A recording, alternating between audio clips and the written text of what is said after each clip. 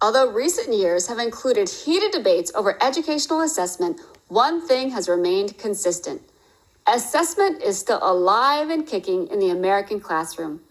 Whether it comes in the form of a multiple choice test, a student presentation, or simply a classroom discussion, you better believe teachers are still required to assess their pupils. For this reason, effective teachers continue to comb over their assessments, reviewing whether or not their evaluation tools are effective. In today's lesson, we'll take a look at a few of the questions these teachers use in the process of review. To say the least, this list of questions could be as long as a phone book, but for the sake of time, we'll limit ourselves to a very important few. When reviewing assessments, one of the first questions an educator should ask is, does my assessment have a defined purpose? In other words, do I know what I want my assessment to do? Putting this into educational terms, you're asking if the purpose of your assessment is formative or summative.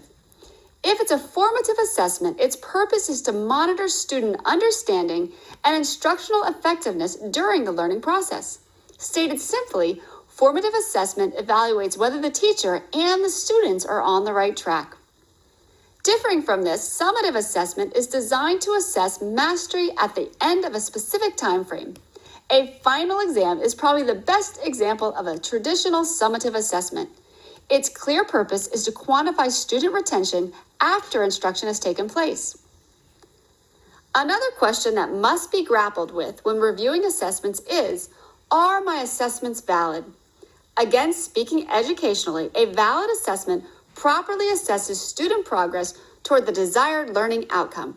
For example, if the learning outcome is to ascertain whether or not students can match a constitutional amendment to its coinciding number, a matching test is a valid assessment. From that test, you can measure whether or not students know that Amendment 2 concerns the right to bear arms, and 4 relates to freedom from unnecessary search and seizure. However, if my learning objective is for students to be able to grasp how the Bill of Rights has impacted modern society, then a matching test won't get the job done. In this case, it would be invalid. In reviewing assessments, conscientious educators also make sure assessment expectations are clearly communicated. In other words, students should know in advance what they are being evaluated on.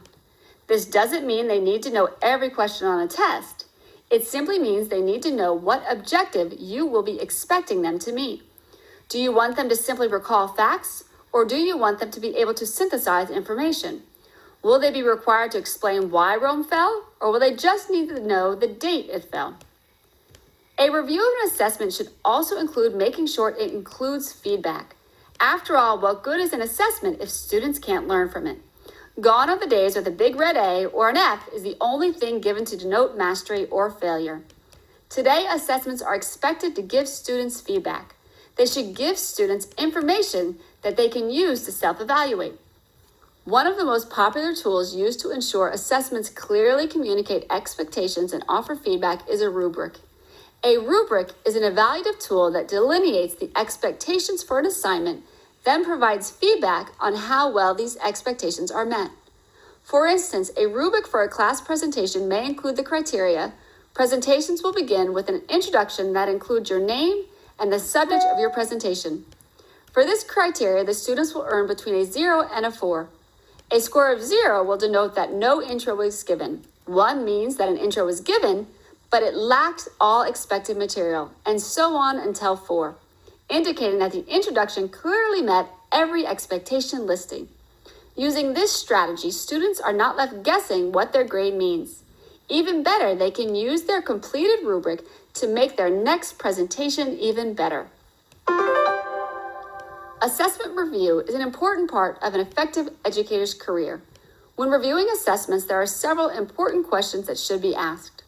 First, educators should ask, does my assessment have a defined purpose?